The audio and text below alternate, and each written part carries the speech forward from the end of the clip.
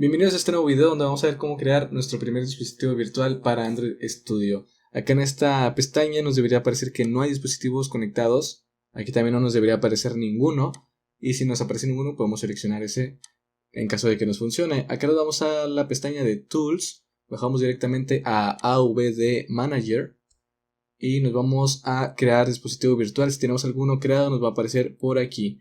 Y como están viendo en estas queridas imágenes podemos crear televisiones, smartphones, relojes e incluso tabletas. Yo voy a seleccionar este que viene hasta acá hasta arriba. Ustedes pueden seleccionar el que ustedes gusten.